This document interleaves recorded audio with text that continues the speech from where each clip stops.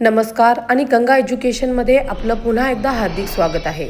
या प्लॅटफॉर्मवर तुम्हाला विधी क्षेत्रातील महत्त्वाचे विषय, कायद्यांशी संबंधित स्पर्धा परीक्षांची तयारी, महत्त्वपूर्ण कायदेशीर तथ्य आणि विधीचा इतिहास याविषयी सुस्पष्ट आणि शिस्तबद्ध मार्गदर्शन मिळेल.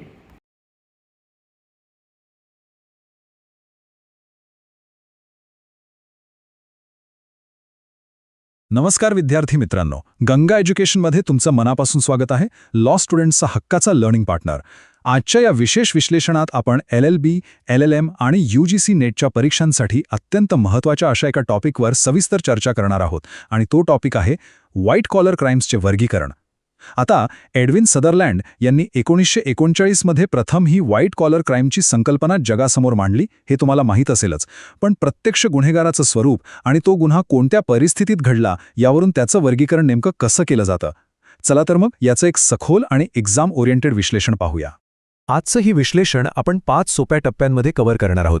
1. वैयक्तिक गुन्हे म्हणजेच पर्सनल क्राईम्स. 2. व्यावसायिक गुन्हे. 3. विश्वासाचा भंग. 4. या तिन्हींचा एक अतिशय महत्त्वाचा तुलनात्मक आढावा आणि शेवटी एक क्विक रिव्हिजन, जेणेकरून हे सगळे पॉइंट्स तुमचे पक्के लक्षात राहतील.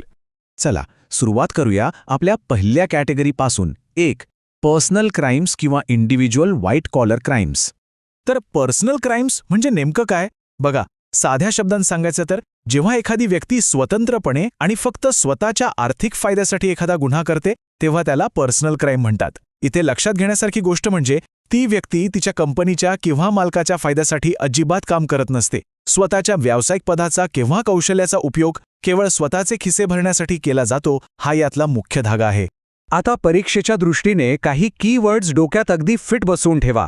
तुमच्या उत्तरात मिसयूज ऑफ ऑथॉरिटी म्हणजेच अधिकाराचा गैरवापर आणि पर्सनल प्रॉफिट म्हणजेच वैयक्तिक नफा हे शब्द आलेच पाहिजेत.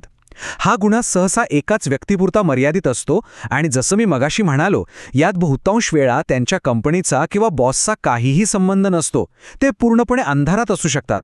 याची काही रिअल लाईफ उदाहरणे बघायची झाली तर कंपनीच्या निधीची अफरातफर करणे किंवा एखाद्या बँक अधिकाऱ्याने स्वतःच्या फायद्यासाठी खोटे व्यवहार करणे, इनसायडर ट्रेडिंग हे सुद्धा याचे एक क्लासिक उदाहरण आहे. भारताच्या संदर्भात हर्षद मेहता किंवा केतन पारेख प्रकरणांमधील काही वैयक्तिक गैरव्यवहार तुम्हाला आठवत असतील. आता जरी हे गुन्हे मोठ्या कॉर्पोरेट घोटाळ्याच्या तुलनेत लिमिटेड स्केलवर असले तरीही त्यामुळे होणारा आर्थिक नुकसान आणि सिस्टमवरील उडणारा लोकांचा विश्वास हे खूप गंभीर असतं. आता आपण वळूया दुसऱ्या कॅटेगरीकडे. 2. बिझनेस क्राईम्स म्हणजेच कॉर्पोरेट किंवा संस्थात्मक गुन्हे. मगाशी आपण एका व्यक्तीबद्दल बोलत होतो, पण इथे चित्र पूर्णपणे वेगळं आहे.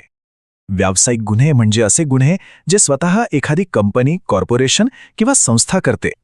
इथे कोणी एक व्यक्ती स्वतःच्या खाजगी फायद्यासाठी काम करत नाहीये, तर ती संपूर्ण संस्थाच आर्थिक फायदा मिळवण्यासाठी या गुन्ह्यात सामील असते. किंवा असं म्हणा की त्या संस्थेच्या वतीने काम करणारे लोक एकत्रितपणे हे कृत्य करत असतात. इथे तुम्हाला परीक्षेत हमखास मार्क्स मिळवून देणारे 2 शब्द आहेत. प्रॉफिट मॅक्सिमायझेशन म्हणजेच जास्तीत जास्त नफा मिळवणे आणि ऑर्गनाइज्ड पॉलिसी म्हणजेच संस्थात्मक धोरण. हे गुन्हे काही चुकून घडत नाहीत, तर ते एका प्लॅनचा भाग असतात. आणि सर्वात भयानक गोष्ट म्हणजे हे गुन्हे अत्यंत गुंतागुंतीच्या कायदेशीर कॉर्पोरेट रचनांचा वापर करून अत्यंत शिताफीने लपवले जातात. उदाहरणादाखल पाहायचं तर अकाउंटिंगमध्ये मोठे फेरफार करणे किंवा सिस्टमॅटिकली कर चुकवणे. भारतीय कॉर्पोरेट इतिहासातील सत्यम घोटाळा तुम्हाला नक्कीच माहीत असेल. ते कॉर्पोरेट फसवणुकीचे एक प्रचंड मोठे उदाहरण आहे. याशिवाय खोटी जाहिरातबाजी करणे किंवा पर्यावरणाच्या नियमांचे जाणीवपूर्वक उल्लंघन करणे हे सर्व व्यावसायिक क्षेत्रात अगदी पद्धतशीरपणे घडवून आणले जाते. तुम्ही विचार करा, या बिझनेस गुन्ह्यांचा आर्थिक आवाका किती अवाढव्य असतो. याचा थेट फटका देशाची अर्थव्यवस्था, सर्वसामान्य ग्राहक आणि तुमच्या आमच्यासारख्या गुंतवणूकदारांना बसतो. आणि म्हणूनच कंपन्यांच्या या कॉम्प्लेक्स स्ट्रक्चर्समुळे भारतामध्ये सेबी आणि RBI सारख्या संस्थांना अशा गुन्ह्यांचा तपास करणं अत्यंत आव्हानात्मक जाते. आता पाहूया तिसरा आणि तितकाच महत्त्वाचा विभाग. 3. ब्रीच ऑफ ट्रस्ट किंवा विश्वासाचा भंग. ही संकल्पना समजून घेणं खरंच खूप महत्त्वाचं आहे. बघा, जेव्हा एखादी व्यक्ती अशा पदावर असते जिथे लोकांचा तिच्यावर पूर्ण विश्वास असतो आणि ती व्यक्ती नेमका तोच विश्वास तोडते, तेव्हा तो विश्वासाचा भंग ठरतो. इथे नुसतं पैशांचा प्रश्न नसतो, तर क्लायंट किंवा जनतेप्रती असलेली निष्ठा आणि व्यावसायिक बांधिलकी अक्षरशः पायदळी तुडवली जाते. आता कान देऊन ऐका. इथला सर्वात हाय व्हॅल्यू कीवर्ड आहे फिड्युशियरी ड्युटी म्हणजेच विश्वस्त म्हणून असलेलं कायदेशीर कर्तव्य. तुम्ही LLBची एक्झाम देत असाल किंवा LLMची, परीक्षक तुमच्या उत्तरात हा शब्द हमखास शोधणार. स्वतःच्या पदाचा किंवा दुसऱ्याच्या गोपनीय माहितीचा गैरवापर करणे हे या फिड्युशरी ड्युटीचं थेट उल्लंघन ठरते. विश्वासाचा भंग हा खाजगी आणि सार्वजनिक अशा दोन्ही क्षेत्रात कसा काम करतो हे यातून स्पष्ट होतं. खाजगी क्षेत्रात एखादा आर्थिक सल्लागार ग्राहकांच्या पैशांचा गैरवापर करतो, तर सार्वजनिक क्षेत्रात एखादा सरकारी अधिकारी चक्क लाच घेतो, ज्यावर आपल्याकडे प्रिव्हेन्शन ऑफ करप्शन ॲक्ट अंतर्गत कठोर कारवाई होते. क्षेत्र कोणतंही असो, या दोन्हीमुळे व्यवस्थेवरील विश्वास पूर्णपणे नष्ट होतो हे मात्र नक्की. पुढे वळूया विभाग 4 कडे. एक तुलनात्मक आढावा. मित्रांनो, हा जो तक्ता तुम्ही बघताय ना, हा म्हणजे आजच्या या संपूर्ण विश्लेषणाचा मास्टर स्ट्रोक आहे. मी तर म्हणेन की या तक्त्याचा तुमच्या मेंदूत एक स्क्रीनशॉटच काढून ठेवा. गुन्हेगार कोण आहे, गुन्ह्यामागचा हेतू काय आहे, गुन्ह्याचं प्रमाण किती मोठं आहे आणि त्याचं स्वरूप कसं आहे, या आधारावर तिन्ही प्रकारांची अगदी अचूक तुलना इथे केली आहे. परीक्षेच्या आदल्या दिवशी फक्त हा तक्ता जरी पाहिला तरी तुमचा संपूर्ण विषय कव्हर होईल. आणि आता शेवटी वळूया विभाग 5 कडे. Quick revision. परीक्षेला जाण्यापूर्वी या 3 गोष्टी एकदम परफेक्ट लक्षात ठेवा. पहिलं, पर्सनल क्राईम म्हणजे केवळ स्वतःच्या फायद्यासाठी एका व्यक्तीने केलेला गुन्हा. दुसरं, बिझनेस क्राईम म्हणजे प्रॉफिट मॅक्झिमायझेशनसाठी कंपनीने केलेला संघटित आणि पद्धतशीर गुन्हा. आणि तिसरं, विश्वासाचा भंग म्हणजे एखाद्या व्यावसायिक पदावर राहून फिड्युशियरी ड्युटी तोडणे. आता तुम्ही विचाराल, हे सगळं वर्गीकरण महत्त्वाचं का आहे? तर याच वर्गीकरणामुळे कायदेमंडळाला आणि पोलिसांसारख्या तपास यंत्रणांना या गुन्ह्यांवर योग्य ते कायदेशीर नियंत्रण मिळवता येतं. आजचं हे विश्लेषण संपवण्यापूर्वी एक विचार करायला लावणारा प्रश्न मी तुमच्यासाठी सोडून जातो. आजच्या घडीला ह्या गुंतागुंतीच्या बहुराष्ट्रीय कंपन्यांमध्येच म्हणजेच MNCsमध्ये नेमकं कोणत्या कॅटेगरीचा व्हाईट कॉलर गुन्हा शोधून काढणं आणि त्यावर नियंत्रण मिळवणं कायद्यासाठी सर्वात मोठं आव्हान बनलं आहे. यावर नक्की विचार करा. तर विद्यार्थी मित्रांनो, आजसाठी एवढंच. अशाच एक्झाम ओरिएंटेड आणि दर्जेदार लॉ लेक्चरसाठी गंगा एज्युकेशनला नक्की सबस्क्राईब करा. तर बेसिकली व्हाईट कॉलर क्राईम्स म्हणजे काय? हे असे गुन्हे आहेत जे नॉन व्हायलेंट असतात, म्हणजेच यामध्ये व्हायलेन्स नसतं, परंतु त्यांच्यामागे नेहमी एक स्ट्रॉंग फायनान्शियल मोटिव्ह असतो. म्हणजेच पैसा कमावण्याच्या हेतूने बिझनेस, प्रोफेशन किंवा सरकारी कामकाजाच्या ठिकाणी केलेले हे ऑफेन्सेस आहेत. एकदम सिंपल आहे, बरोबर?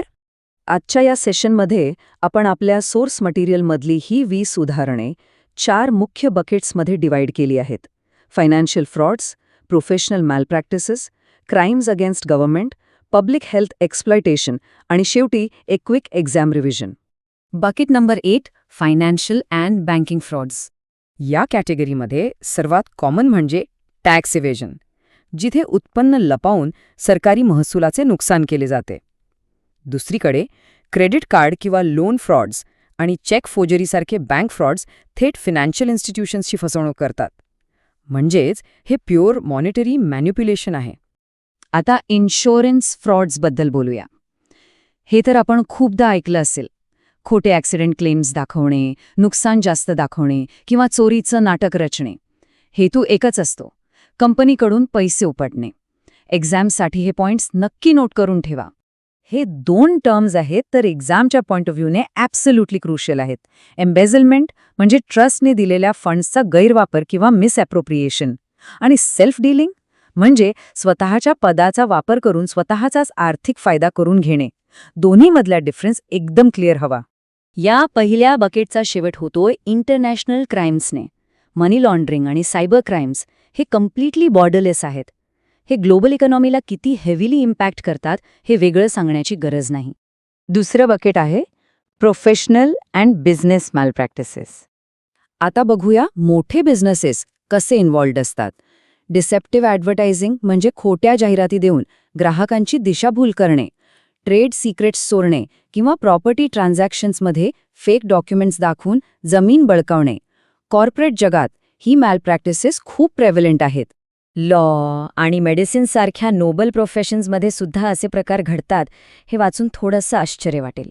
लीगल प्रोफेशनमध्ये खोटे केसेस टाकणे, एव्हिडन्स फॅब्रिकेट करणे, तर मेडिकल फील्डमध्ये पेशंट्सकडून जास्त पैसे उकळणे, अननेसेसरी ट्रीटमेंट्स देणे किंवा इल्लीगल ऑर्गन ट्रेडमध्ये इन्व्हॉल्व्ह असणे. हा विश्वासाचा मोठा गैरवापर आहे. तिसरा bucket crimes against the government. जिथे गव्हर्नमेंट ॲडमिनिस्ट्रेशनचा फायदा घेतला जातो तिथे हे फ्रॉड्स येतात. वेलफेअर स्कीम्समध्ये खोटी माहिती देऊन पेन्शन किंवा सबसिडी घेणे, सरकारी कॉन्ट्रॅक्ट्समध्ये ओव्हर इन्व्हॉइसिंग किंवा फेक बिल्स दाखवणे आणि पब्लिक सर्व्हंट्सने लाच घेणे. ही संपूर्ण पब्लिक सिस्टमची इंटेग्रिटी अंडरमाइन करते. यामध्ये स्मगलिंग हा पण एक मेजर व्हाईट कॉलर क्राईम आहे. कस्टम्स ड्युटी वाचवण्यासाठी गोल्ड, इलेक्ट्रॉनिक्स किंवा ड्रग्सची इल्लीगल आयात निर्यात केली जाते, ज्यामुळे गव्हर्नमेंटच्या रेव्हेन्यूचं प्रचंड नुकसान होते. चौथा आणि शेवटचा बकेट आहे पब्लिक हेल्थ अँड एक्सप्लॉयटेशन. हा कॅटेगरी खरंच सर्वात अलार्मिंग आहे, कारण हे फक्त पैशांसाठी नसते, तर डायरेक्ट लोकांच्या आरोग्यावर आणि आयुष्यावर घाला घालते. अन्न किंवा औषधांमध्ये भेसळ, बेकायदेशीर दारूचा व्यापार आणि कृत्रिम टंचाई निर्माण करून चढ्या भावाने वस्तू विकणे म्हणजेच सट्टेबाजी. हे पब्लिक सेफ्टी लॉसचे सरासर उल्लंघन आहे. त्याचबरोबर चॅरिटी किंवा धार्मिक निधींचा लॅक ऑफ ट्रान्सपरन्सीमुळे होणारा गैरवापर आणि वल्नरेबल लोकांना टार्गेट करणारे ह्युमन ऑर्गन रॅकेट्स हे क्लिअरली दाखवते की आर्थिक लाभासाठी अनएथिकल लोक कोणत्या थराला जाऊ शकतात. हे प्युअरली सामाजिक शोषण आहे. आपल्या सोर्स मटेरियलचा हा निष्कर्ष एकदम हिट करतो. व्हाईट कॉलर क्राईम्स हे जरी नॉन व्हायलेंट असले तरी त्यांच्यामुळे फायनान्शियल लॉस होतोच, पण पब्लिक हार्म आणि समाजाचा विश्वास देखील उडातोय. हे रोखण्यासाठी स्ट्रिक्ट लीगल रेग्युलेशन्स आणि एन्फोर्समेंट असणं अत्यंत महत्त्वाचं आहे. आणि आता शेवटचा part, bucket number 5, quick exam revision. एक्झामला जाता जाता हे 4 बकेट्स माइंडमध्ये फिक्स ठेवा. फायनान्शियल, प्रोफेशनल, गव्हर्नमेंट आणि हेल्थ किंवा सोसायटी. या कीवर्ड्सना असंच क्लासिफाय करून स्टडी केला तर एक्झाममध्ये कन्फ्युजन होणारच नाही. परंतु एक विचार नक्की करा, भविष्यातले लीगल प्रोफेशनल्स म्हणून आपण समाजाचा हा उडत चाललेला विश्वास कसा परत मिळवणार, यावर नक्की विचार करा. बरं, आजचा आपला अजेंडा काय असणार आहे ते थोडक्यात पाहूया. आपण एकूण 6 टप्प्यांतून जाणार आहोत. सुरुवात करूया व्हाईट कॉलर क्राईम्सच्या बेसिक ओळखीपासून. त्यानंतर फसवणूक, खंडणी, लाचखोरी आणि इन्सायडर ट्रेडिंग हे 4 मुख्य गुन्हे आपण समजून घेऊ. आणि हो, लेक्चरच्या शेवटी एक क्विक रिव्हिजन सुद्धा असेलच. हा असा सिलेबस स्टाईल ब्रेकडाऊन तुमच्या परीक्षेच्या तयारीसाठी एकदम परफेक्ट ठरेल. तर वळूया आपल्या पहिल्या भागाकडे, व्हाईट कॉलर क्राईम्सची ओळख. आता गुन्हेगारी कायद्याचा म्हणजेच क्रिमिनल लॉचा अभ्यास करताना एक गोष्ट लक्षात घेणं खूप गरजेचं आहे. हे गुन्हे रस्त्यावर होणाऱ्या हाणामारीसारखे हिंसक नसतात.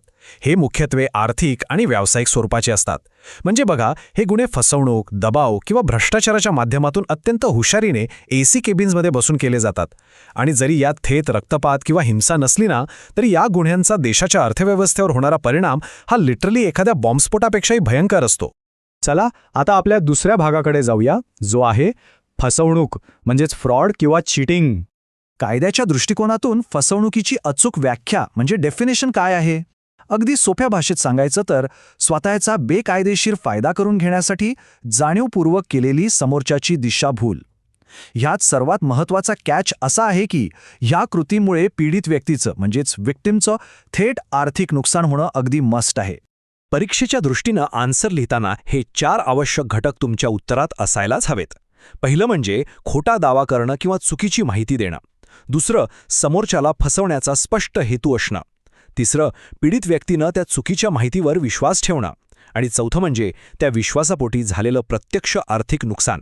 म्हणजे बघा, फसवणुकीचा हेतू आणि पीडित व्यक्तीनं ठेवलेला विश्वास या दोन्ही गोष्टी एकाच नाण्याच्या 2 बाजू आहेत. ही कन्सेप्ट क्लिअर करण्यासाठी जोसेफचं हे उदाहरण बघा. जोसेफने काय केलं? एका व्यक्तीला घर मालक समजून घराचं सिक्युरिटी डिपॉझिट आणि भाडं देऊन टाकलं. पण नंतर काय कळतं? ती व्यक्ती प्रत्यक्षात घर मालक नव्हतीच. खोटी माहिती देऊन समोरच्याचा विश्वास कसा जिंकला जातो आणि त्यातून अनलॉफुल फायनान्शियल गेन कसा मिळवला जातो हे या उदाहरणावरून अगदी लख्खपणे समजतं. ओके, आता पुढे जाऊया भाग 3 कडे, खंडणी, ज्याला आपण कायद्याच्या भाषेत एक्स्टॉर्शन म्हणतो. इथे गुन्हेगाराची संपत्ती मिळवण्याची पद्धत फसवणुकीवरून दडपणाकडे शिफ्ट होते. खंडणी म्हणजे एखाद्या व्यक्तीला, तिच्या मालमत्तेला किंवा थेट प्रतिष्ठेला नुकसान पोचवण्याची धमकी देऊन बळजबरीने फायदा मिळवणं. म्हणजे थोडक्यात सांगायचं तर फसवणुकीत गोड बोलून फसवतात, पण खंडणीत थेट धमकीचाच वापर केला जातो. या 2 गुन्ह्यांमधला सर्वात महत्त्वाचा फरक कोणता असेल? तर तो म्हणजे इथे पीडित व्यक्तीची संमती जबरदस्तीने मिळवली जाते. धमकी किंवा दबावाचा वापर करणं आणि पीडित व्यक्तीला बळजबरीने गोष्टी मान्य करायला लावणं, हे जे फोर्स्ड कंप्लायन्स आहे ना, तेच खंडणीला फसवणुकीपासून पूर्णपणे वेगळं करतं. ही एक छोटी केस स्टडी समजून घेऊया. एक्स हा झेडला धमकी देतो की जर त्याने ठराविक रक्कम दिली नाही तर तो झेडची बदनामी करणारी माहिती पेपरमध्ये उघड करेल. इथे झेड केवळ आपल्या प्रतिष्ठेच्या म्हणजे रेप्युटेशनच्या भीतीने पैसे देतो. लक्षात घ्या, कायद्यानुसार केवळ शारीरिक नुकसानच नाही तर एखाद्याच्या प्रतिष्ठेला धक्का पोचवण्याची धमकी देणं हा सुद्धा खंडणीचाच प्रकार मानला जातो. आता आपण आपल्या चौथ्या भागाकडे वळतोय, लाचखोरी आणि भ्रष्ट हेतू म्हणजेच ब्रायबरी. लाचखोरीची लीगल डेफिनेशन पाहूया. अधिकारात किंवा विश्वासाच्या पदावर असलेल्या व्यक्तीच्या निर्णयांवर प्रभाव टाकण्यासाठी कोणतीही मौल्यवान वस्तू देणं, स्वीकारणं किंवा त्याची मागणी करणं म्हणजे लाचखोरी. एक गोष्ट नेहमी लक्षात ठेवा आणि एक्झाममध्ये पण मेन्शन करा की कायद्यानुसार लाच देणं आणि लाच स्वीकारणं हे दोन्ही तितकेच गंभीर गुन्हे आहेत. या गुन्ह्यात सर्वात आधी जो घटक स्पष्टपणे दिसून येतो तो म्हणजे भ्रष्ट हेतू किंवा करप्ट इंटेन्शन. यामुळे होतं काय तर कायदेशीर आणि अधिकृत निर्णय चुकीच्या पद्धतीने बदलले जातात. आणि सर्वात घातक गोष्ट म्हणजे हा गुन्हा कोणत्याही सरकारी किंवा खाजगी संस्थेची निष्पक्षता आणि प्रामाणिकपणा अक्षरशः मुळापासून नष्ट करतो. सिस्टीमवरील विश्वासच उडून टाकतो. हे ड्रिलटेक कंपनीचं उदाहरण बघा बरं. ही कंपनी एका सिटी इंजिनियरला त्यांच्या प्रकल्पाच्या जलद मंजुरीसाठी थेट $1,00,000 इतकी मोठी रक्कम ऑफर करते. स्वतःचा व्यावसायिक फायदा करून घेण्यासाठी सरकारी अधिकाऱ्याच्या निर्णयावर बेकायदेशीर प्रभाव टाकण्याचा हा अत्यंत स्पष्ट आणि क्लासिक भ्रष्ट हेतू आहे. चला आता पाचवा आणि खूप इंटरेस्टिंग भाग पाहूया, इनसाइडर ट्रेडिंग. आधुनिक कॉर्पोरेट आणि सिक्युरिटीज लॉमध्ये इन्सायडर ट्रेडिंग हा विषय अत्यंत महत्त्वाचा आहे. कंपनीच्या आतल्या गोट्यातील गोपनीय माहितीच्या आधारे शेअर्सची खरेदी विक्री करणं, जी माहिती अजून सामान्य लोकांसाठी जाहीर झालेलीच नाहीये, यालाच इन्सायडर ट्रेडिंग असं म्हटलं जातं. परीक्षेच्या दृष्टीने आणि विशेषतः जर तुम्ही UGC नेटची तयारी करत असाल तर अनपब्लिश्ड प्राइस सेन्सिटिव्ह इन्फॉर्मेशन हा शब्दप्रयोग तुमच्या उत्तरात असायलाच हवा.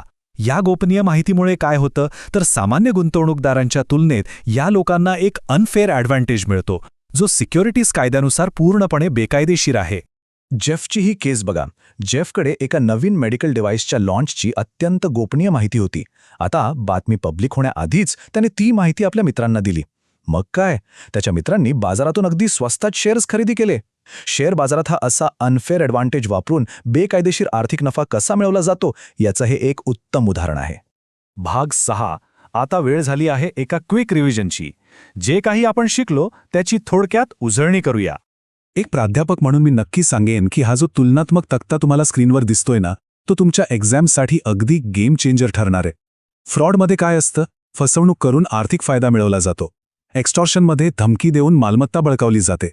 ब्रायबरीमध्ये मौल्यवान वस्तू देऊन अधिकृत निर्णयांवर प्रभाव टाकला जातो. आणि इन्सायडर ट्रेडिंगमध्ये तिथे गोपनीय माहिती वापरून शेअर बाजारात नफा कमावला जातो. हे डिफरन्सेस अगदी क्रिस्टल क्लिअर असायला हवेत. तर या सर्वांचा सारांश असा आहे की हे चारही गुन्हे व्यावसायिक गैरवर्तनाच्या वेगवेगळ्या पद्धती दर्शवतात.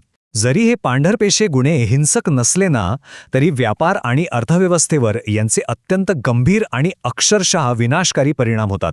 म्हणूनच प्रभावी कायदेशीर नियंत्रण इथे अनिवार्य आहेच, पण केवळ कायदे असून चालणार नाही. जोपर्यंत संस्थात्मक स्तरावर नैतिक आचरण म्हणजेच एथिकल कंडक्ट नसेल, तोपर्यंत या गुन्ह्यांना आळा बसणं कठीण आहे. जाता जाता आता एक विचार करायला लावणारा प्रश्न तुम्हाला विचारतो. जर या गुन्ह्यांमधून मिळणारा आर्थिक फायदा एवढा प्रचंड मोठा असेल तर केवळ नैतिक आचरण खरोखरच प्रभावी ठरू शकतं का? की कठोर कायदेशीर नियंत्रणच हा एकमेव मार्ग आहे? यावर नक्की विचार करा आणि तुमच्या उत्तरांमध्ये ही मते जरूर मांडा. For more such law lectures subscribe to Ganga education. नमस्कार विद्यार्थी मित्रांनो. आजच्या या लेक्चरमध्ये आपण implications of white collar crimes म्हणजेच पांढरपेशी गुन्ह्यांचे परिणाम डिकोड करणार आहोत. LLBSO किंवा UGC नेट हा टॉपिक परीक्षेसाठी अत्यंत क्रुशियल आहे. चला तर मग वेळ न घालवता थेट विषयाला सुरुवात करूया. आजच्या या सत्राची ब्लूप्रिंट अगदी सोपी आहे. आपण मिथ वर्सेस रियालिटी, सोशल आणि सायकोलॉजिकल इम्पॅक्ट्स, फायनान्शियल लॉसेस आणि गव्हर्नन्सवरील परिणाम या क्रमाने जाऊ आणि शेवटी एक क्विक एक्झाम रिव्हिजन घेऊ. या स्ट्रक्चरमुळे तुमच्या डोक्यावरचा ताण कमी होईल आणि एक्झाममध्ये हे पॉइंट्स सहज आठवतील. सुरुवात करूया आपल्या पहिल्या पॉइंटपासून. व्हाईट कॉलर गुन्ह्यांबद्दलचे गैरसमज आणि त्यामागचं वास्तव. समाजात एक खूप मोठा गैरसमज आहे की हे गुन्हे म्हणजे फक्त अनएथिकल बिझनेस प्रॅक्टिसेस किंवा थोडीफार व्यावसायिक गडबड आहे. पण खरं सांगायचं तर कायद्याच्या नजरेत हे सिरियस क्रिमिनल ऑफेन्सेस आहेत. हा फक्त पैशांचा किंवा कागदपत्रांचा घोळ नाहीये, तर हा एक अतिशय गंभीर असा फौजदारी स्वरूपाचा गुन्हा आहे. हे आपण आधी डोक्यात फिट बसवलं पाहिजे. आता आपण बघूया याचे प्रत्यक्ष परिणाम. सगळ्यात आधी सामाजिक आणि मानसिक आघात. हे गुन्हे संपूर्ण समाजव्यवस्था कशी आतून पोखरून काढतात ते बघा. सगळ्यात महत्त्वाचं म्हणजे इरोजन ऑफ मॉरल व्हॅल्यूज. जेव्हा उच्च पदावरील शिकले सवरलेले लोक भ्रष्टाचारात अडकतात तेव्हा समाजाची नैतिक पातळीच घसरते. यातून ब्रेकडाऊन ऑफ सोशल ट्रस्ट होतो. डॉक्टर, वकील किंवा सरकारी अधिकारी यांच्यावरचा लोकांचा विश्वास उडायला लागतो. आणि एकदा का हा ट्रस्ट रिलेशनशिपचा भंग झाला की संपूर्ण सोशल डिसऑर्गनायझेशन होतं. समाज म्हणून आपण एकत्र राहतो ते याच विश्वासावर, बरोबर? तोच तुटला तर सगळीच घडी विस्कटते. म्हणूनच परीक्षेमध्ये तुम्हाला हे वाक्य नक्की लिहायचं आहे. Overall these crimes harm social harmony and ethical standards on a large scale. हे एकच वाक्य तुमच्या उत्तराला एक जबरदस्त वजन प्राप्त करून देईल. एक्झामिनरला लगेच समजेल की तुम्हाला विषयाची खोली समजली आहे. आता याच्या मानसिक परिणामांकडे वळूया. जरी यात खून किंवा हाणामारीसारखी प्रत्यक्ष हिंसा नसली तरी याचा मानसिक आघात भयंकर असतो. ज्यांची फसवणूक होते त्या विक्टिम्सना प्रचंड स्ट्रेस आणि अँझायटीला सामोरं जावं लागतं. आयुष्यभराची कमाई एकाच झटक्यात गेल्यामुळे त्यांचा व्यवस्थेवरचा कॉन्फिडन्स पूर्णपणे संपतो आणि त्यांना दीर्घकालीन म्हणजे लाँग टर्म पर्सनल हार्डशिप सहन करावी लागते. हा मानसिक त्रास खरोखरच शब्दात सांगण्यापलीकडचा असतो. तिसरा आणि सगळ्यात मोठा फटका बसतो तो म्हणजे आर्थिक. आता आपण फायनान्शियल आणि इकॉनॉमिक लॉसेस समजून घेऊ. एका फ्रॉडमुळे किती मोठा रिपल इफेक्ट तयार होतो ते बघा. सगळ्यात आधी डायरेक्ट फायनान्शियल लॉस, जिथे सामान्य गुंतवणूकदारांचे कष्टाचे पैसे बुडतात. दुसरं म्हणजे टॅक्स चोरीमुळे सरकारचा प्रचंड मोठा महसूल बुडतो, म्हणजेच लॉस टू गव्हर्नमेंट रेव्हेन्यू. आता सरकारकडे पैसे नसतील तर पब्लिक वेल्फेअरची कामे कशी होणार?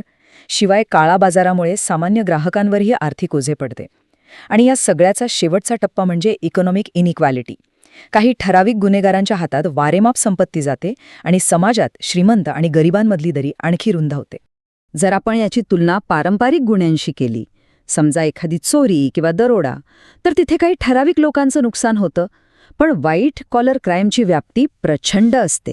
एका मोठ्या कॉर्पोरेट स्कॅममुळे एकाच वेळी हजारो लाखो गुंतवणूकदारांचे आणि पर्यायाने संपूर्ण देशाचे कोट्यावधींचं नुकसान होऊ शकतं. डॅमेजची ही लेव्हल खरोखरच खूप भयानक आहे. या प्रचंड मोठ्या आर्थिक नुकसानीमुळे देशामध्ये इकॉनॉमिक इन्स्टॅबिलिटी म्हणजेच आर्थिक अस्थिरता निर्माण होते. शेअर मार्केटमध्ये गडबड होते, देशाचा एकूणच आर्थिक विकास थांबतो आणि सगळ्यात चिंतेची बाब म्हणजे गुंतवणूकदारांचा आपल्या मार्केटवरचा विश्वास उडून जातो. कोणत्याही देशाच्या अर्थव्यवस्थेसाठी इन्व्हेस्टर कॉन्फिडन्स कमी होणे हे खूप मोठे धोक्याचे लक्षण आहे.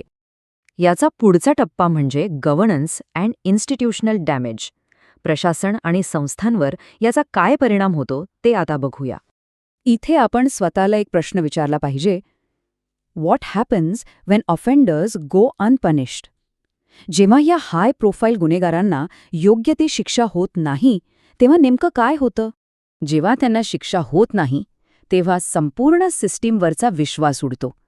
सरकार, बँक्स आणि कॉर्पोरेट क्षेत्राची विश्वासार्हता पार लयाला जाते. शिवाय प्रशासनात ॲडव्हर्स गव्हर्नन्स पाहायला मिळतं. लाच आणि भ्रष्टाचारामुळे निर्णय प्रक्रिया पारदर्शक राहत नाही.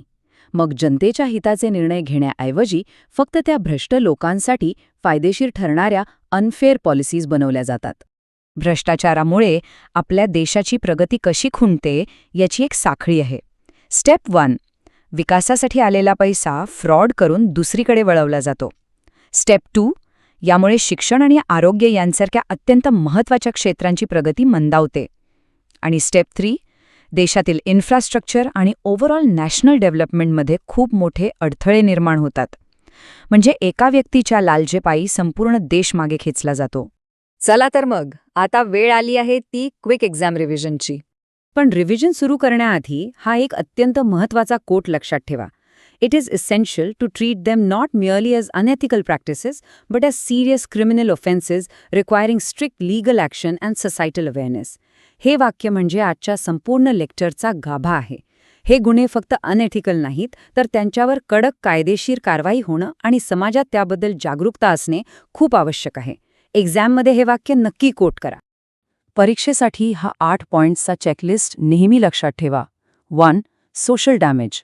2. Financial loss. 3. Economic instability. 4. Loss of institutional confidence. 5. Encouragement of corruption. 6. Adverse governance. 7. National development impact. And 8. Psychological impact. LLB असो किंवा UGC नेट, व्हाईट कॉलर क्राईम्सच्या परिणामांवर प्रश्न आला की हे 8 पॉइंट्स तुमच्या उत्तरात दिसलेच पाहिजेत. मार्क नक्की मिळतील. शेवटी या एका प्रश्नावर नक्की विचार करा. कडक कायदे आणि सामाजिक जागरूकता खरोखरच या पांढरपेशी गुन्ह्यांची ही न संपणारी साखळी तोडू शकेल का? ह्यावर तुमचं काय मत आहे याचा विचार करा. तो विषय म्हणजे व्हाईट कॉलर क्राईम्स किंवा पांढरपेशी गुन्हेगारी. आज आपण ह्या गुन्ह्यांना खतपाणी घालणाऱ्या संघटनात्मक, मानसिक आणि संरचनात्मक कारणांचा अगदी एक्झाम ओरिएंटेड दृष्टिकोनातून सविस्तर अभ्यास करणार आहोत. ओके, लेट्स डाइव्ह इनटू दिस. आज आपण मुख्य 4 फॅक्टर्स कव्हर करणार आहोत. पहिला, इल कन्सिडर्ड जॉब इन्सेंटिव्स. दुसरा, lack of emphasize on ethics. तिसरा, industry wide reputation and culture. आणि चौथा, द स्लिपरी स्लोप इफेक्ट. हा रोडमॅप नक्की नोंदून घ्या. चला तर मग सुरुवात करूया. Section 1, ill considered job incentives, the push toward unethical practices. आता हे एक्झॅक्टली काय आहे? जेव्हा एखाद्या जॉबमधले इन्सेंटिव्स किंवा रिवॉर्ड्स हे केवळ टार्गेट्स आणि प्रॉफिट्सवर आधारित असतात, तेव्हा तिथे एक प्रचंड हाय प्रेशर एन्व्हायरमेंट तयार होतं. अशा सदोष कॉर्पोरेट रचनेमुळे एखाद्या कर्मचाऱ्यावर इतका दबाव येतो की केवळ ती टार्गेट्स पूर्ण करण्यासाठी तो माणूस फ्रॉड किंवा मॅनिप्युलेशन सारख्या अनैतिक आणि बेकायदेशीर गोष्टींचा आधार घेऊ शकतो. यालाच आपण इम्प्रॉपरली डिझाइन्ड इन्सेंटिव्ह सिस्टम म्हणतो. हा फरक समजून घेणं खूप महत्त्वाचं आहे. टार्गेट बेस्ड इव्हॅल्युएशन विरुद्ध बॅलन्स्ड इव्हॅल्युएशन. एका बाजूला जर सिस्टेम फक्त टार्गेट्सवर चालत असेल तर तिथे गैरवर्तनाचा किंवा मिसकंडक्टचा धोका साहजिकच वाढतो. पण दुसऱ्या बाजूला बॅलन्स्ड इव्हॅल्युएशनमध्ये परफॉर्मन्ससोबतच नैतिकतेचंही म्हणजेच एथिक्सचं मूल्यमापन केलं जातं. कोणतीही गुन्हेगारी प्रवृत्ती रोखण्यासाठी इन्सेंटिव्ह स्ट्रक्चर हे कायम ट्रान्सपरंट आणि एथिकली अलाइन्ड असलेलंच पाहिजे. आता दुसऱ्या कारणाकडे वळूया. Section 2, lack of emphasis on ethics. when results matter more than integrity. Now, what's really interesting about this slide is he chain reaction कशी तयार होते ती पहा. जेव्हा एखाद्या कंपनीत स्पष्ट अशी कोणतीही आचारसंहिता किंवा एथिकल पॉलिसी नसते आणि अकाउंटेबिलिटी मेकॅनिझम एकदम वीक असतं, तेव्हा कर्मचाऱ्यांना वाटू लागतं की इमानदारीपेक्षा फक्त रिझल्ट्स महत्त्वाचे आहेत. आणि मग हळूहळू अनैतिक कृतींकडे जाणीवपूर्वक दुर्लक्ष केलं जातं आणि त्यांना सिस्टीममध्ये अगदी सहज खपवून घेतलं जातं. यावर सोल्युशन काय तर संस्थांनी योग्य एथिकल ट्रेनिंग आणि जबाबदारी निश्चित करणारी यंत्रणा ॲक्टिव्हली अंमलात आणणं हे अतिशय गरजेचं आहे. ही विषारी साखळी तोडण्यासाठी अशा कठोर सिस्टम्सची नितांत गरज असते. तिसरा अत्यंत महत्त्वाचा macro level factor, section 3, industry wide reputation and culture, the power of a collective mindset. आणि दिस ब्रिलियंटली इलस्ट्रेट्स की जेव्हा संपूर्ण उद्योगच कायदेशीर आणि नैतिक नियमांच्या बाहेर जाऊन काम करतो, तेव्हा काय होतं? कर्मचाऱ्यांची अशी कलेक्टिव्ह मानसिकता तयार होते की या इंडस्ट्रीत टिकून राहायचं असेल तर बेकायदेशीर कामं करणं हे पूर्णपणे नॉर्मल आणि गरजेचं आहे. यामुळेच मोठ्या प्रमाणावर करप्शन वाढतं आणि संपूर्ण क्षेत्राची बदनामी होते. आणि आता आपला शेवटचा factor, section 4, the slippery slope effect, gradual moral decline. Let's move to and see how this builds. ही घसरण कशी होते ते समजून घेऊया. स्टेप 1 मध्ये एखादा कर्मचारी नकळतपणे किंवा अगदी कॅज्युअली एखादा छोटासा नियम मोडतो. स्टेप 2 मध्ये सुरुवातीलाच त्याला कोणी न रोखल्यामुळे म्हणजेच अर्ली इंटरव्हेन्शन नसल्यामुळे त्याचं हे वर्तन वाढतच जातं. आणि स्टेप 3 मध्ये बघता बघता या छोट्याशा चुकीचं रूपांतर एका अत्यंत मोठ्या आणि सिरियस व्हाईट कॉलर क्राईममध्ये होतं. यातील सर्वात भयंकर भाग हा आहे की ही घसरण होत असताना ती व्यक्ती एका सायकोलॉजिकल ट्रॅपमध्ये इतकी अडकलेली असते की जोपर्यंत मॉरल डिक्लाइन पूर्ण होत नाही तोपर्यंत त्यांना आपल्या कृतींच्या भयंकर कायदेशीर परिणामांची जाणीवच होत नाही. आता आपण समारोपाकडे आलो आहोत. Summary and prevention, quick revision section. So the crucial point is, यावर उपाय काय? पहिलं, परफॉर्मन्स आणि एथिक्समध्ये बॅलन्स राखण्यासाठी पुअर इन्सेंटिव्ह स्ट्रक्चर बदलणं. दुसरं, योग्य पॉलिसीज राबवून वीक एथिकल कल्चरला रिप्लेस करणं. तिसरं, एथिकल गव्हर्नन्सच्या माध्यमातून इंडस्ट्रीतल्या निगेटिव्ह प्रॅक्टिसेस नष्ट करणं.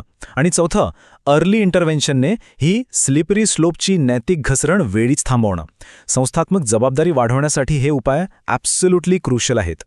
शेवटी जाता जाता एक विचार करायला लावणारा प्रश्न. जर संपूर्ण इंडस्ट्रीच बेकायदेशीर प्रथांना नॉर्मल मानू लागली तर याची अंतिम जबाबदारी नक्की कोणाची असते? भविष्यातील कायदेतज्ञ म्हणून यावर नक्की विचार करा. For more such law lectures subscribe to Ganga education. आजच्या या एक्सप्लेनमध्ये आपण white collar crimes in India आणि एक्झामसाठी अत्यंत महत्त्वाचे असलेले landmark case laws thoroughly discuss करणार आहोत. तर चला लगेचच सुरू करूया. हा आहे आपला आजचा सिलेबस. बेसिक डेफिनिशन्सपासून ते अगदी मॉडर्न बँकिंग फ्रॉड्सपर्यंत आपण सगळं कव्हर करणार आहोत. एक हायली स्ट्रक्चर्ड ओव्हरव्ह्यू आहे ज्याचा उपयोग एक्झाम प्रिपरेशनमध्ये खूप होईल. तर सुरुवात करूया आपल्या पहिल्या सेक्शनपासून, introduction to white collar crimes. कोणतेही क्राईमबद्दल शिकताना त्याची बेसिक डेफिनेशन माहीत असणं खूप गरजेचं असतं. तर हे व्हाईट कॉलर क्राईम्स म्हणजे नक्की काय? पहा, बेसिक थिअरी अशी आहे की हे क्राईम्स रस्त्यावर नाही होत, तर मोठमोठ्या ऑफिसेसमध्ये बसलेले, सोसायटीमध्ये हायली रिस्पेक्टेड प्रोफेशनल्स स्वतःच्या आर्थिक फायद्यासाठी करतात. म्हणजेच समाजातील आपला स्टेटस आणि पोझिशनचा गैरफायदा घेणे हा या कॉन्सेप्टचा कोर बेस आहे. आता पुढे जाऊया आणि आपल्या दुसऱ्या मेजर कॅटेगरीवर फोकस करूया, ट्रेड, इंडस्ट्री आणि ब्लॅक मार्केटिंग. कॉर्पोरेट सेक्टरमध्ये फॉल्स इनव्हॉइसिंग आणि अकाउंट्स मॅन्युप्युलेट करणे आजकाल फार कॉमन झालं आहे. अशा प्रकारच्या फ्रॉड्सना आळा घालण्यासाठी कंपनीज ॲक्ट 2013 आणि IPCचे सेक्शन्स 420 आणि 406 वापरले जातात. एक्झामच्या दृष्टिकोनातून हे IPC सेक्शन्स तुम्हाला अगदी तोंडपाठ असायला हवे. उदाहरणार्थ सत्यम स्कॅम 2009चा हा केस एक्झाम पॉइंट ऑफ व्ह्यूनी अत्यंत महत्त्वाचा आहे.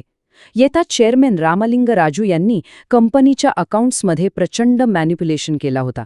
कॉर्पोरेट गव्हर्नन्सचा एक मॅसिव्ह फेलियर समजून घेण्यासाठी हे एक परफेक्ट एक्झाम्पल मानलं जातं. आता ब्लॅक मार्केटिंग म्हणजे काय ते पाहूया. एसेन्शियल गुड्स म्हणजेच जीवनावश्यक वस्तूंची होर्डिंग करून मार्केटमध्ये आर्टिफिशियल शॉर्टेज क्रिएट करणाऱ्यांवर हायकोर्ट्सने नेहमीच कडी कारवाई केली आहे. यासाठी एसेन्शियल कमॉडिटीज ॲक्ट आणि prevention of black marketing act वापरात येतात. यातून सामान्य कन्झ्युमर्सच्या इकॉनॉमिक एक्सप्लॉयटेशन किती मोठ्या प्रमाणात होत आहे दिसून येतं.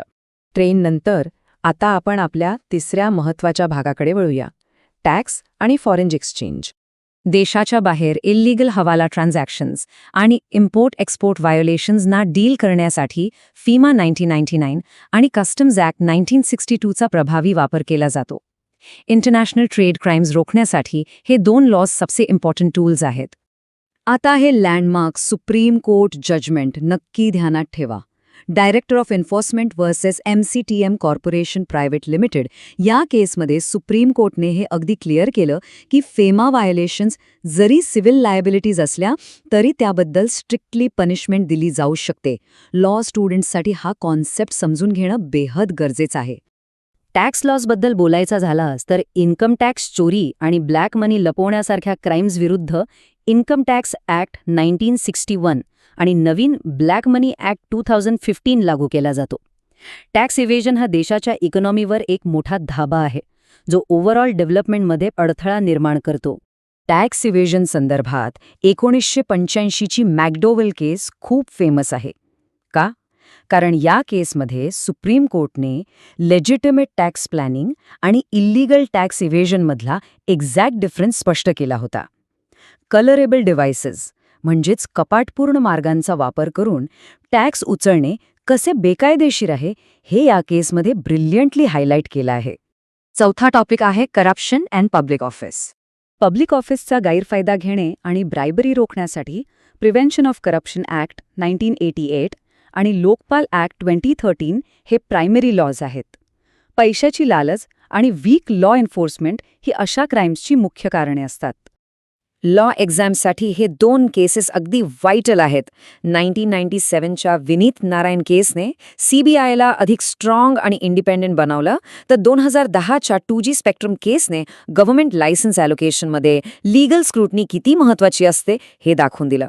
हे लँडमार्क केसेस नक्की पाठ करा कारण हे वारंवार विचारले जातात. आता एक मोठा प्रश्न निर्माण होतो.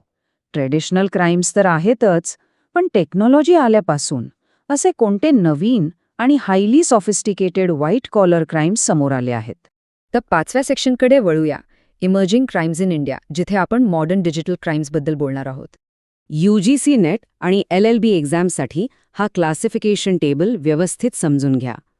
फिशिंग किंवा डेटा थेफ्ट सारखे cyber frauds information technology act 20,000च्या अंडर येतात आणि नीरव मोदीच्या PNB स्कॅम सारखे बँकिंग फ्रॉड्स आणि शेल कंपनीजचे केसेस PMLA 2022च्या अंडर कव्हर होतात.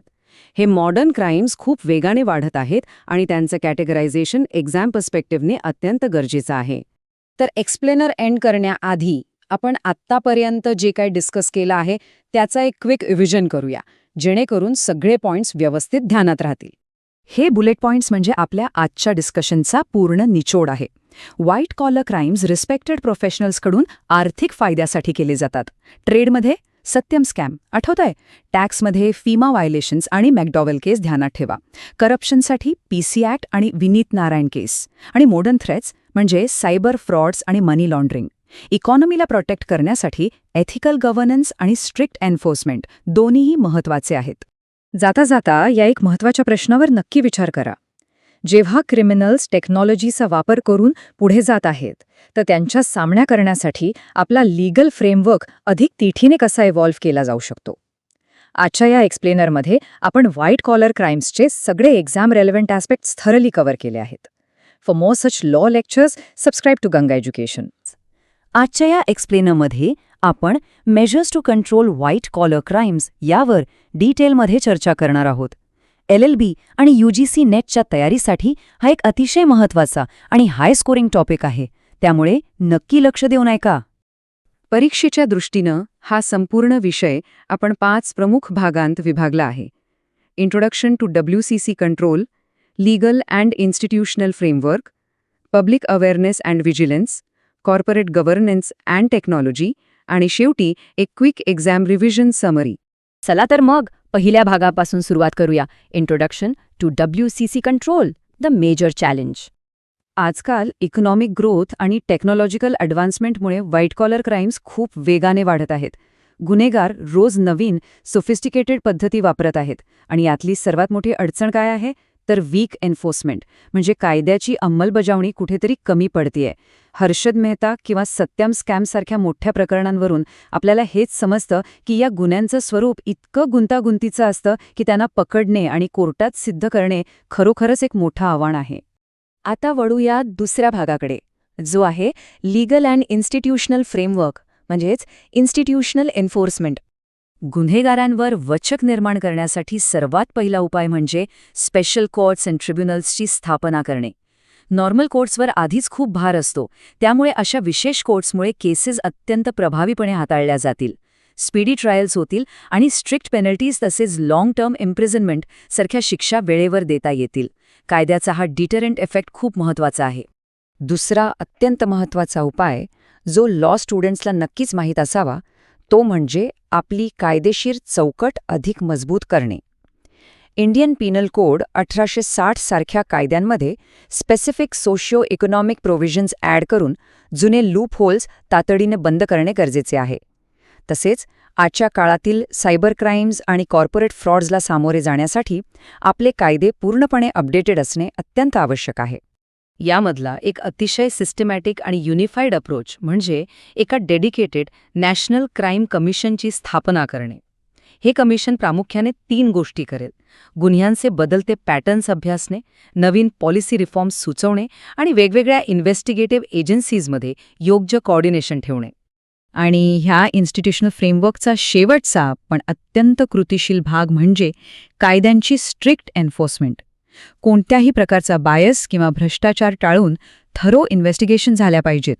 गुन्हेगाराची सामाजिक किंवा आर्थिक स्थिती काहीही असो, सर्व ऑफेंडर्सला कायद्यासमोर समान वागणूक मिळालीच पाहिजे. आता आपण तिसऱ्या भागात प्रवेश करत आहोत, public awareness and vigilance society's role.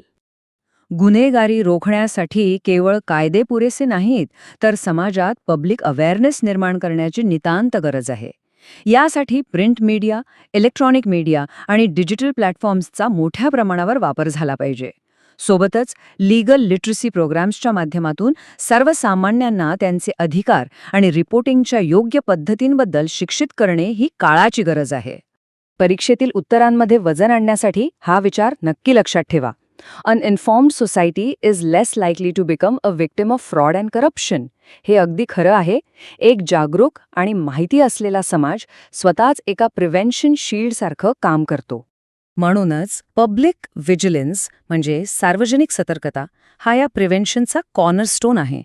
यात नागरिकांनी 2 महत्त्वाच्या गोष्टी पाळल्या पाहिजेत. पहिली म्हणजे कोणत्याही सस्पिशियस ॲक्टिव्हिटीज दिसल्यास लगेच रिपोर्ट करणे, आणि दुसरी म्हणजे स्वतः कोणत्याही इल्लीगल प्रॅक्टिसेसमध्ये सहभागी न होणे. जोपर्यंत आपला समाज या व्हाईट कॉलर क्राईम्सला केवळ अनएथिकल ॲक्ट्स न मानता अत्यंत गंभीर गुन्हे म्हणजेच सिरियस ऑफेन्सेस मानत नाही, तोपर्यंत यांचे प्रमाण कधीच कमी होणार नाही. जेव्हा समाज अशा गुन्ह्यांचा तीव्र निषेध करेल तेव्हाच यावर खऱ्या अर्थाने आळा बसेल. चला, आता आपण चौथ्या भागाकडे जाऊया. Corporate governance and technology, modern tools. प्रत्येक ऑर्गनायझेशनने केवळ कागदावर नियम न बनवता प्रत्यक्ष कामाच्या ठिकाणी एथिकल कल्चर आणि कोड्स ऑफ कंडक्ट प्रमोट केले पाहिजेत. कॉर्पोरेट सेक्टरमध्ये अकाउंटेबिलिटी म्हणजेच जबाबदारी निश्चित करणं खूप आवश्यक आहे. यासाठी कामगारांपासून ते अगदी टॉप मॅनेजमेंटपर्यंत सर्वांना एथिकल ट्रेनिंग मिळणं अत्यंत गरजेचे आहे. या आधुनिक युगात फ्रॉड डिटेक्ट करण्यासाठी आणि फायनान्शियल ट्रान्झॅक्शन्स व्यवस्थित मॉनिटर करण्यासाठी ॲडव्हान्स टेक्नॉलॉजीचा वापर अनिवार्य आहे. डेटा ॲनालिटिक्स, आर्टिफिशियल इंटेलिजन्स सारखी टूल्स आजकाल सायबर क्राईम्स रोखण्यासाठी आपली सर्वात मोठी शस्त्रे बनली आहेत. डिजिटल ट्रॅकिंगमुळे सिस्टममध्ये प्रचंड ट्रान्सपरन्सी येते. जेव्हा प्रत्येक ट्रान्झॅक्शन डिजिटल आणि ट्रॅकेबल असते, तेव्हा अकाउंट बुक्समध्ये फायनान्शियल मॅनिप्युलेशन किंवा फेरफार करणं जवळजवळ अशक्य होऊन जातं. आता शेवटच्या भागात आपण एका क्विक एक्झाम रिव्हिजन समरीवर नजर टाकूया. आत्तापर्यंत पाहिलेल्या पहिल्या 4 मेजर्स आणि त्यांचे कोर ऑब्जेक्टिव्हज एकदा पटापट रिवाईज करूया. पब्लिक अवेअरनेसच्या माध्यमातून समाजाला जागरूक करणे, स्पेशल कोर्ट्सद्वारे स्पीडी जस्टिस आणि स्ट्रिक्ट पेनल्टीज देणे, लीगल फ्रेमवर्क मजबूत करून लूपहोल्स काढणे आणि नॅशनल क्राईम कमिशनद्वारे एक युनिफाईड अप्रोच आणणे. हे सर्व मुद्दे परीक्षेसाठी अत्यंत महत्त्वाचे आहेत. आणि हे उरलेले 4 मेजर्स आपला मल्टीडिमेन्शनल अप्रोच पूर्ण करतात. पब्लिक व्हिजिलन्स वाढवणे, कायद्यांची स्ट्रिक्ट एन्फोर्समेंट करणे, कॉर्पोरेट सेक्टरमध्ये एथिकल ट्रेनिंग देणे आणि ट्रान्सपेरन्सीसाठी टेक्नॉलॉजीचा वापर करणे. हे सर्व घटक एकत्र येऊन गुन्ह्यांविरुद्ध एक अभेद्य यंत्रणा तयार करतात. थोडक्यात सांगायचे तर या गुन्ह्यांवर नियंत्रण मिळवण्यासाठी केवळ कायदे पुरेसे नाहीत, तर एक मल्टी डायमेन्शनल अप्रोच आणि ॲक्टिव्ह पब्लिक पार्टिसिपेशन अत्यंत आवश्यक आहे. तर जाता जाता एक विचार नक्की करा. न्याय आणि आर्थिक स्थैर्य सुनिश्चित करण्यासाठी समाजाला या प्रक्रियेत आपण आणखी कशा प्रकारे इन्व्हॉल्व्ह करू शकतो. या एक्सप्लेनरमध्ये बस इतकंच. हे सर्व मुद्दे तुम्हाला परीक्षेच्या तयारीसाठी नक्कीच उपयोगी पडतील. For more such law lectures, subscribe to Ganga education. विद्यार्थी मित्रांनो, आजच्या या सेशनमध्ये आपण व्हाईट कॉलर क्राईम्स म्हणजे पांढरपेशे गुन्हे आणि भारतीय कायद्यांतर्गत त्यांना मिळणारी शिक्षा यावर सविस्तर चर्चा करणार आहोत. LLB, LLM आणि विशेषतः UGC नेटची तयारी करणाऱ्या सर्वांसाठी आजचा हा विषय अत्यंत उपयुक्त ठरणार आहे, कारण यावर परीक्षेत हमखास प्रश्न विचारले जातात. तर वेळ न घालवता लगेच सुरुवात करूया. पण हे कायदे समजून घेण्यापूर्वी मला सांगा, रस्त्यावर होणारी चोरी किंवा मारामारी आणि AC केबिनमध्ये बसून केलेले करोडोंचे आर्थिक घोटाळे या दोन्ही गुन्ह्यांना एकसारखीच शिक्षा मिळते का? नक्कीच नाही. पांढरपेशे गुन्हेगारांना मिळणारी शिक्षा थोडी वेगळी आणि जास्त गुंतागुंतीची असते. इथे फक्त तुरुंगवास नसतो, तर आणखी बऱ्याच गोष्टी असतात. हे सगळं कसं काम करतं तेच आज आपल्याला समजून घ्यायचं आहे. आजच्या या लेक्चरचा अजेंडा अगदी सोपा आहे. आपण 6 टप्प्यांत हा विषय कव्हर करणार आहोत. 1. शिक्षांचे स्वरूप. 2. IPC आणि कॉर्पोरेट लॉ. 3. टॅक्स आणि अँटी करप्शन कायदे. 4. आर्थिक आणि सायबर गुन्हे. 5. कायद्याच्या अंमलबजावणीतील आव्हाने. आणि शेवटी तुमच्या परीक्षेसाठी एक क्विक रिव्हिजन. तर आपला पहिला भाग आहे शिक्षांचे स्वरूप. मघाशी म्हटल्याप्रमाणे इथे शिक्षा म्हणजे फक्त तुरुंगवास हा एकच पर्याय नसतो. पांढरपेशा गुन्ह्यांच्या शिक्षेत साधा किंवा सक्त मजुरीचा तुरुंगवास, ज्याला आपण इम्प्रिझनमेंट म्हणतो, तो असतोच. पण त्यासोबतच खूप मोठा आर्थिक दंड लावला जातो. सर्वात महत्त्वाचं म्हणजे रेस्टिट्यूशन किंवा नुकसान भरपाई देणे, कॉन्फिस्केशन म्हणजे गुन्ह्यातून मिळवलेली मालमत्ता जप्त करणे, आणि डिस्क्वालिफिकेशन म्हणजे गुन्हेगाराला त्याच्या पदावरून किंवा व्यवसायावरून अपात्र ठरवणे. ह्या गोष्टींचा यात समावेश होतो. पारंपरिक गुन्ह्यांपेक्षा हा एक खूप मोठा फरक आहे. जिथे पैशांची वसुली आणि व्यावसायिक अपात्रतेवर जास्त भर दिला जातो. आता या शिक्षेचं हे दुहेरी स्वरूप थोडं बारकाईने समजून घ्या. एका बाजूला असते क्रिमिनल लायबिलिटी म्हणजे फौजदारी जबाबदारी. इथे राज्य सरकार गुन्हेगाराला तुरुंगवास किंवा मोठा दंड सुनावण्यासाठी खटला चालवते. आणि दुसऱ्या बाजूला असते सिव्हिल लायबिलिटी म्हणजे दिवाणी जबाबदारी. यात नुकसान भरपाई मिळवण्यासाठी पीडित व्यक्ती दिवाणी खटला दाखल करू शकते. त्याचवेळी सेबी किंवा आरबीआय सारख्या संस्था आपला वेगळा दंडसुद्धा आकारू शकतात. म्हणजे चहूबाजूंनी कारवाई होते. आता येऊया दुसऱ्या भागाकडे. IPC आणि कॉर्पोरेट लॉ पेनल्टीज हीच आपली मुख्य कायदेशीर चौकट आहे. विद्यार्थी मित्रांनो, हा तक्ता तुमच्या LLB आणि नेट परीक्षांसाठी अत्यंत महत्त्वाचा आहे. हे सेक्शन पाठच करून ठेवा. बघा, सेक्शन 420 म्हणजे चीटिंगसाठी 7 वर्षांपर्यंत शिक्षा आहे. सेक्शन 406 म्हणजे क्रिमिनल ब्रीच ऑफ ट्रस्टसाठी 3 वर्ष शिक्षा आहे. पण आता सेक्शन 409 कडे विशेष लक्ष द्या. जर एखादा सरकारी सेवक किंवा बँकर लोकांचा विश्वासघात करत असेल तर त्याला थेट जन्मठेपेपर्यंतची म्हणजेच लाईफ इम्प्रिझनमेंटची शिक्षा होऊ शकते. हे लक्षात ठेवा, कारण पब्लिक सर्व्हंटकडून लोकांचा झालेला विश्वासघात हा कायद्याच्या नजरेत खूप मोठा आणि गंभीर गुन्हा मानला जातो. आता हा 3 आकडा नीट लक्षात ठेवा. नेटच्या परीक्षेसाठी ही एक अतिशय उपयुक्त मेमरी ट्रिक आहे. ही ट्रिक काय आहे ते सांगतो. कंपनीज ॲक्टच्या सेक्शन 447 अंतर्गत जर कॉर्पोरेट फ्रॉड सिद्ध झाला तर गुन्ह्यात जेवढी रक्कम अडकली आहे त्याच्या थेट 3 पट दंड आकारला जाऊ शकतो. आणि नुसता दंडच नाही तर 6 महिने ते 10 वर्षांपर्यंतच्या तुरुंगवासाची तरतूद आहे. शिवाय दोषी डायरेक्टर्सना त्यांच्या पदांवरून कायमचे अपात्र म्हणजेच डिस्क्वालिफाय ठरवले जाते. म्हणजे फक्त पैसेच जात नाहीत तर करिअरसुद्धा कायमचं संपतं. आपला तिसरा भाग आहे टॅक्स आणि अँटी करप्शन कायदे. करचोरी आणि लाचखोरी कशी पकडली जाते ते पाहूया. इथे 2 महत्त्वाचे कर कायदे दिले आहेत. इन्कम टॅक्स ॲक्ट अंतर्गत कर बुडवल्यास म्हणजे टॅक्स इव्हेजन केल्यास जास्तीत जास्त 7 वर्षांची शिक्षा आणि दंड होऊ शकतो. पण जर एखाद्याने परदेशातील संपत्ती किंवा उत्पन्न लपवले असेल तर ब्लॅक मनी ॲक्टनुसार हा गुन्हा खूप गंभीर मानला जातो. तिथे थेट 10 वर्षांपर्यंतचा तुरुंगवास आणि प्रचंड मोठा दंड आकारला जातो. हा दोन्ही कायद्यांमधला फरक परीक्षेसाठी खूप महत्त्वाचा आहे. आता प्रिव्हेन्शन ऑफ करप्शन ॲक्ट म्हणजेच भ्रष्टाचार प्रतिबंधक कायदा. यात 3 ते 7 वर्षांच्या शिक्षेची तरतूद आहे. पण इथे परीक्षेच्या दृष्टीने सर्वात महत्त्वाची गोष्ट कोणती असेल तर ती म्हणजे या कायद्यानुसार फक्त लाच घेणारा सरकारी अधिकारीच नाही तर लाच देणारा व्यक्ती देखील तितकाच जबाबदार असतो आणि दोघांनाही शिक्षा होते. हे वाक्य अगदी पक्क लक्षात ठेवा. चौथा भाग आहे आर्थिक आणि सायबर गुन्हे. आधुनिक काळातील हे सर्वात मोठे गुन्हे आहेत. PMLA आणि FEMAमधील हा फरक नेट परीक्षेसाठी नेहमी विचारला जातो. PMLA म्हणजेच prevention of money laundering act हा एक अत्यंत कडक फौजदारी म्हणजेच क्रिमिनल कायदा आहे. यात 3 ते 10 वर्षांचा तुरुंगवास आणि मालमत्ता जप्त करण्याची कठोर तरतूद आहे. याउलट FEMA म्हणजेच फॉरेन एक्सचेंज मॅनेजमेंट ॲक्ट हा मुख्यत्वे दिवाणी किंवा सिव्हिल स्वरूपाचा कायदा आहे, ज्यामध्ये प्रामुख्याने फक्त आर्थिक दंड आकारण्यावर भर दिला जातो. हा फरक लक्षात ठेवणं खूप सोपं आहे. PMLA क्रिमिनल आणि FEMA सिव्हिल. याचबरोबर सायबर फ्रॉड आणि आयडेंटिटी थेफ्ट सारख्या गुन्ह्यांसाठी इन्फॉर्मेशन टेक्नॉलॉजी ॲक्ट 2000 लागू होतो. यामध्ये 3 वर्षांपर्यंतची शिक्षा आणि साधारणपणे 5 लाख रुपयांपर्यंतचा दंड आकारला जातो, जो गुन्ह्याच्या तीव्रतेनुसार आणखी वाढूही शकतो. आता आपण 5व्या भागाकडे वळूया.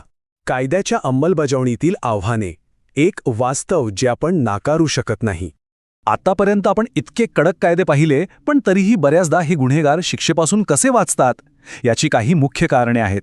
सगळ्यात मोठं आव्हान म्हणजे खटल्यांना लागणारा प्रचंड वेळ म्हणजे डिले इन ट्रायल्स. दुसरं म्हणजे अशा गुन्ह्यांमधील आर्थिक पुरावे अत्यंत गुंतागुंतीचे असतात, जे तपास यंत्रणांना डिकोड करणं कठीण जातं. तसेच हे गुन्हेगार समाजात उच्च स्थानावर असतात, त्यामुळे पैशाचा आणि अधिकाराचा वापर करून ते खटले लांबवू शकतात. आणि सगळ्यात अवघड गोष्ट म्हणजे या गुन्ह्यांमध्ये गुन्हेगाराचा मूळ हेतू म्हणजेच इंटेन्ट सिद्ध करणं.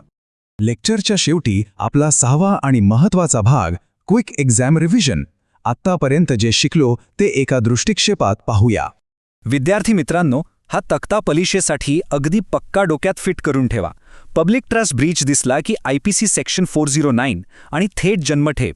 कॉर्पोरेट फ्रॉड आला की कंपनीज ॲक्ट 447, 10 वर्ष शिक्षा आणि रकमेच्या 3 पट दंड. फॉरेन ॲसेट्स लपवले तर ब्लॅक मनी ॲक्ट 10 वर्ष शिक्षा. आणि सायबर फ्रॉडसाठी IT ॲक्ट 3 वर्ष शिक्षा आणि 5 लाखांचा दंड. जेव्हा मोठे आर्थिक घोटाळे होतात तेव्हा न्यायालय या सर्व कायद्यांखाली एकत्र गुन्हे दाखल करून अत्यंत कठोर शिक्षा सुनावतात. हे लेक्चर संपवताना हा एक विचार नक्की लक्षात ठेवायला हवा. कायदे कितीही कडक असले तरी त्यांची प्रभावी अंमलबजावणी आणि जलद न्याय मिळणे अत्यंत गरजेचे आहे. तरच हे गुन्हेगार शिक्षेपासून वाचणार नाहीत आणि कायदेशीर व्यवस्थेवरचा सामान्य जनतेचा विश्वास कायम राहील. जाता जाता तुम्हाला एक विचार करायला लावणारा प्रश्न देतो. जर आर्थिक गुन्हे समाजाचं इतकं अतोनात नुकसान करतात पण ते रस्त्यावरच्या गुन्ह्यांपेक्षा सिद्ध करायला खूप जास्त कठीण आहेत, तर आपल्याला आपल्या पुरावा कायद्यांमध्ये म्हणजेच एव्हिडेन्शरी लॉजमध्ये काही मोठे आणि मूलभूत बदल करण्याची गरज आहे का, यावर नक्की विचार करा. अशाच लॉ लेक्चर्ससाठी गंगा एज्युकेशनला नक्की सबस्क्राईब करा. आज आपण एक खूप महत्त्वाचा विषय डिकोड करणार आहोत, तो म्हणजे सुप्रीम कोर्टचे leading judgments on white collar crimes. हे विश्लेषण तुमच्या कन्सेप्ट्स अगदी क्लिअर करेल आणि एक्झामसाठी फार उपयोगी ठरेल. आजच्या या सेशनमध्ये आपण हे 6 महत्त्वाचे थीम्स कव्हर करणार आहोत. हे सगळे टॉपिक्स LLB, LLM आणि UGC नेट एक्झामसाठी खूप हाय यील्डिंग आहेत. तर लगेच सुरू करूया. Theme number 1, introduction to white collar crimes and their social impact. तर सगळ्यात आधी हे समजून घेऊ की इंडियन ज्युडिशियरी ह्या व्हाईट कॉलर क्राइम्सकडे इतक्या स्ट्रिक्ट दृष्टिकोनातून का पाहते. बेसिकली कोर्ट्सचं हे क्लिअर मानणं आहे की हे क्राइम्स जरी अहिंसक असले, म्हणजेच त्यात फिजिकल व्हायलन्स नसला, तरी ते सोसायटी आणि आपल्या देशाच्या इकॉनॉमीला भयंकर मोठा डॅमेज करतात. त्यामुळे या केसेसमध्ये लिनियन्सीपेक्षा कुठला तरी कडक शिक्षेची म्हणजेच स्ट्रिंजंट पनिशमेंटची खूप गरज आहे. हे पॉइंट आणि जास्त क्लिअर होतो state of Gujarat versus Mohanlal Jitamalji Porwal या लँडमार्क केसमध्ये. या केसमध्ये सुप्रीम कोर्टने एक महत्त्वाचा फरक स्पष्ट केला. ते म्हणाले की ऑर्डिनरी क्राइम्स, सामान्य गुन्हे फक्त एखाद्या विशिष्ट व्यक्तीला अफेक्ट करतात, पण दुसऱ्या बाजूला इकॉनॉमिक ऑफेन्सेस हे पूर्ण कम्युनिटी आणि देशाच्या इकॉनॉमीला हार्म करतात. हे फार मोठे डिस्टिंक्शन आहे जे लॉ स्टुडंट्सनी लक्षात ठेवलं पाहिजे. सुप्रीम कोर्टचे एक्झॅक्ट वर्ड्स फार पॉवरफुल होते. ते म्हणाले की जर या इकॉनॉमिक ऑफेंडर्सला पकडून त्यांना स्ट्रिक्टली पनिश नाही केला गेला तर पूर्ण सोसायटी ॲग्रीव्ड फील करेल, म्हणजे समाजाला वाईट वाटेल. या कोर्टवरून ज्युडिशरीचा स्ट्रॉंग स्टँड किती क्लिअर आहे हे आपल्याला दिसून येतं. पुढचा भाग सेक्शन 2, स्ट्रिक्ट सेंटेन्सिंग आणि सोशल जस्टिस. या विषयात MH Hoskot versus state of Maharashtra ही केस फार फंडामेंटल आहे. या केसमध्ये एक ब्रिलियंट ऑब्झर्वेशन आलं होतं की इकॉनॉमिक ऑफेन्सेसमध्ये लिनियन्सी दाखवणे किंवा सॉफ्ट सेंटेन्सिंग देणे हे ॲक्च्युअलमध्ये निष्पाप लोकांसोबत ग्रॉस इनजस्टिस आहे, म्हणजे एक मोठा अन्याय आहे. एक्झाममध्ये आन्सर रायटिंगसाठी हे कोड निश्चितपणे वापरा. ज्युडिशरीचा अप्रोच इथे अगदी क्लिअर आहे की सोशल डिफेन्सला प्रायोरिटी दिली गेली पाहिजे. आणि हा point Som Prakash versus state of Delhi केसमध्ये परफेक्टली इलस्ट्रेट होतो. ही केस एका पब्लिक सर्वंटच्या करप्शनबद्दल होती.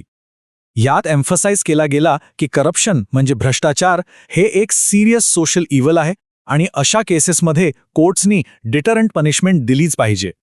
कोर्टने हे सुद्धा स्पष्ट केला की मोठ्या ऑफेंडर्सची वाट पाहत आपण न्यायात उजीर करू नये. जो दोषी आहे त्याला लगेच शिक्षा झाली पाहिजे. आता वळूया सेक्शन 3 कडे, द स्ट्रिक्ट लायबिलिटी प्रिन्सिपल. आता एक फार इंटरेस्टिंग कॉन्सेप्ट आहे. तुम्हाला काय वाटतं? सोशिओ इकॉनॉमिक वेलफेअर ऑफेन्सेस जसे की फूड अडल्ट्रेशन यामध्ये मेन्स रिया म्हणजेच क्रिमिनल इंटेंट प्रूव्ह होणे नेहमी गरजेचं आहे का? याचा उत्तर आहे नाही. PK Tejani versus MR Dange केसने हे सॉलिडली एस्टॅब्लिश केलं की पब्लिक वेलफेअर लॉजमध्ये स्ट्रिक्ट लायबिलिटी अप्लाय होते, म्हणजेच गुन्हेगाराचा इंटेन्शन किंवा नॉलेज प्रूव्ह करण्याची बिलकुल गरज नाही. ॲक्ट कमिट झाला आहे हे प्रूव्ह होणं पुरेसं आहे.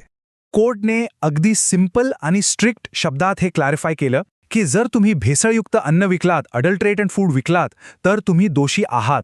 तुमचा हेतू काय होता किंवा तुम्हाला ते माहीत होता की नाही हे मॅटरच करत नाही. स्ट्रिक्ट लायबिलिटी इथे ॲप्लिकेबल असेल. नेक्स्ट आहे section 4, banking and corporate frauds. Corporate दुनियाबद्दल बोलायचं झालं तर एक खूप इंट्रिगिंग इश्यू रेज झाला होता CBI वर्सेस रमेश गैली केसमध्ये. प्रश्न हा होता की काय प्रायव्हेट बँक ऑफिशियल्सना अँटी करप्शन लॉ खाली पब्लिक सर्वंट्स मानलं जाऊ शकतात का? आणि उत्तर आहे हो. सुप्रीम कोर्टने अँटी करप्शन लॉचा स्कोप मोठा करत असा निर्णय दिला की पब्लिक ड्युटी परफॉर्म करणारे प्रायव्हेट बँक ऑफिशियल्स देखील पब्लिक सर्व्हंट्सच्या दायऱ्यात येतील. बँकिंग सेक्टरसाठी हा एक फार मोठा आणि गेम चेंजिंग प्रेसिडेंट आहे. आता या 3 मेजर कॉर्पोरेट फ्रॉड केसेसकडे लक्ष द्या. रामनारायण पोपली वर्सेस सीबीआय ही केस फायनान्शियल कॉन्स्पिरसीमध्ये स्ट्रिक्ट पनिशमेंटसाठी महत्त्वाची आहे. त्यानंतर सहारा इंडिया वर्सेस सेबी, जिथे इन्व्हेस्टर प्रोटेक्शनसाठी हजारो करोड्सचा रिफंड ऑर्डर केला गेला, आणि सेबी वर्सेस राखी ट्रेडिंग, जिथे स्टॉक मार्केट मॅनिप्युलेशनला एक्सप्लिसिटली फ्रॉड म्हणून रिकॉग्नाइज केला गेला.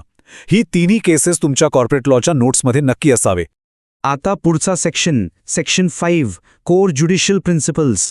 या 8 लिडिंग जजमेंट्सना ॲनालाइज करून इंडियन कोर्ट्सने काही कोर ज्युडिशियल प्रिन्सिपल्स डेव्हलप केले आहेत, जे व्हाईट कॉलर क्राईम्स बरोबर डील करण्यासाठी एक अल्टिमेट ब्लूप्रिंट आहेत. पहा, स्ट्रिक्ट पनिशमेंट नेसेसरी आहे. इकॉनॉमिक ऑफेन्सेस पूर्ण सोसायटीला अफेक्ट करतात. सोशो इकॉनॉमिक वेलफेअर ऑफेन्सेसमध्ये स्ट्रिक्ट लायबिलिटी अप्लाय होते. वेलफेअर लॉजच्या लिबरल इंटरप्रिटेशन केल्या जातो. आणि सगळ्यात महत्त्वाचे म्हणजे ऑफेंडरच्या हाय सोशल स्टेटसमुळे त्याला कोणतीही सहानुभूती किंवा लिनियन्सी मिळत नाही. हे 5 पॉईंट्स एक्झामसाठी अगदी पाठ करून ठेवा. आणि आता शेवटचा part, section 6 quick revision for exams. एक्झामला जायच्या आधी ही क्विक समरी नक्की बघून जा. MH Hoskot case, focus on social defence. PK Tejani case, strict liability आणि no mens rea required. Mohanlal Porwal case, economic crimes are greater than ordinary crimes. CBI versus Ramesh Gelli, private bankers equal to public servants. आणि Sahara versus SEBI, financial transparency आणि investor protection. हे keywords तुम्हाला direct answer रायटिंगमध्ये खूप score करून देतील. आता या विश्लेषणाच्या शेवटी एक विचार करण्यासारखा प्रश्न. इतक्या कडक आणि स्ट्रिंजंट प्रेसिडेंट्स नंतर देखील काय सोसायटीमध्ये फायनान्शियल क्राइम्स खरोखर कमी होतील, की हे हाय प्रोफाईल ऑफेंडर्स नवे फायनान्शियल लूपहोल्ड शोधतील? याबद्दल नक्की विचार करा. आणि हो, for more such law lectures subscribe to Ganga education. हे सत्र पाहिल्याबद्दल धन्यवाद. हा व्याख्यान उपयुक्त वाटला असल्यास कृपया लाईक करा, शेअर करा आणि गंगा एज्युकेशनला सबस्क्राईब करा. अशाच महत्त्वपूर्ण कायदेविषयक व्याख्यानांसाठी आमच्याशी जोडलेले रहा.